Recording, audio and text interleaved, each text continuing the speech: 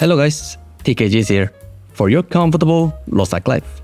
Today, I'm going to cover some light contents. Recently, I've been covering some heavy and rather negative issues in my videos. For these videos, however, I want to talk about the upcoming launch summary event.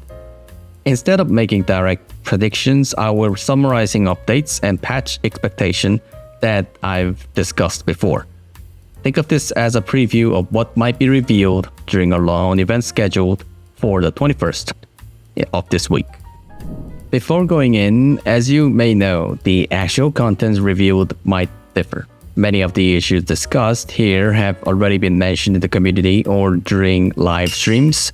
Still, some details may be omitted in the launch summary event, and for those, please refer to the official announcements on the 21st during the launch summary event for updates about when they might be added.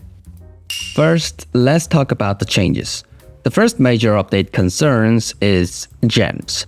As you may know, the current system consists of two types of gems: attack power gems and cooldown reduction gems. This system will undergo a slight revamp to allow for free builds and setups. The new gem system will enable players to freely convert attack power gems and cooldown reduction gems into each other. However, to use this flexible conversion system, you will need to upgrade your gems with a feature called ArkㅣWhat.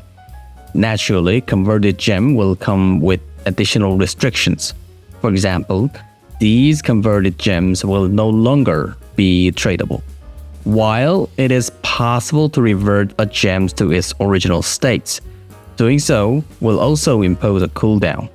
Initially, the cooldown for conversion was set to 7 days, but as mentioned in the recent live streams, this cooldown has been extended to 15 days.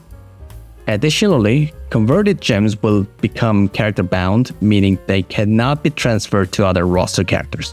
Furthermore, the original plan to include the additional attack power effect has been removed. In summary, the new gem system allows flexible conversions, but introduces a new cooldown mechanism and character-bound restriction.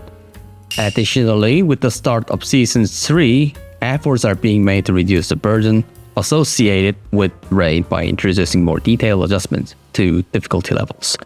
As mentioned in the recent live streams, the upcoming Kazero's Last Act will also reflect these policy directions.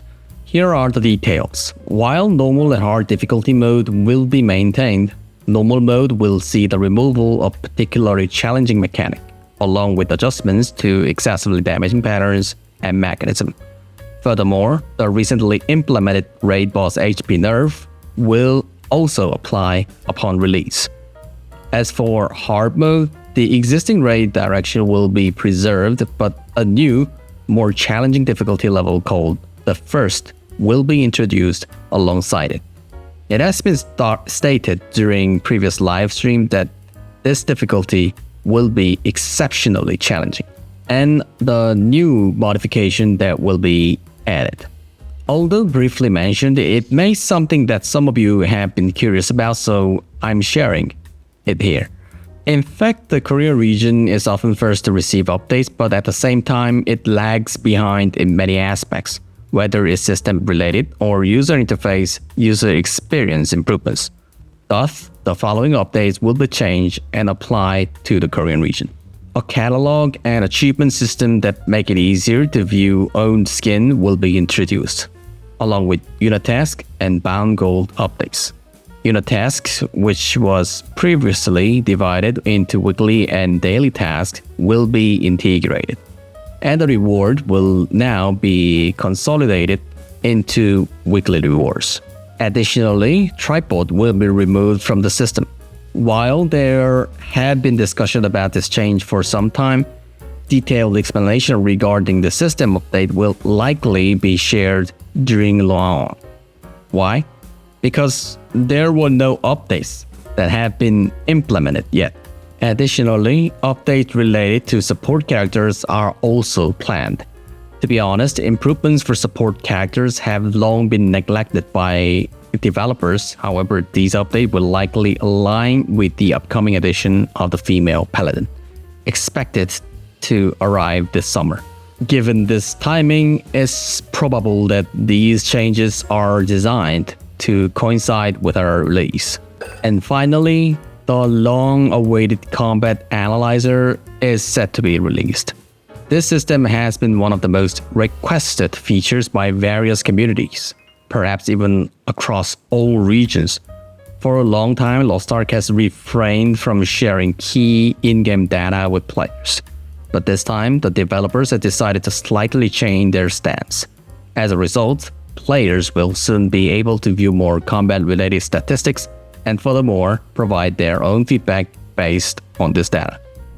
In fact, recently or perhaps since the start of the Season 3, LostArk had faced numerous issues. It seems that many problems has persisted because necessary improvements were neglected, and the game was simply rebranded as Season 3 without addressing the core issues.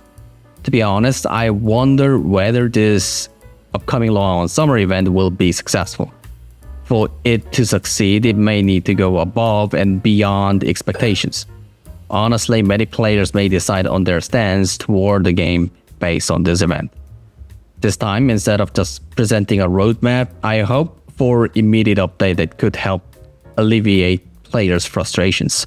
As mentioned in the previous video, LostArk has been experiencing significant decline, and swift action and appropriate measures seems essential for regaining momentum.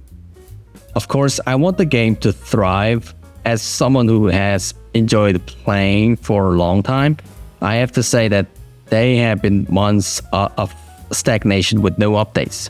Hopefully this time, with immediate response and updates, the game can return to its track. That's it for this video. Thanks for watching, everyone. And always, thanks for your big support. Hope this video was a little help for your LostArk journey. And of course, if you liked my videos, hit the sub for more upcoming infos. I'll come back with more useful infos in the next video.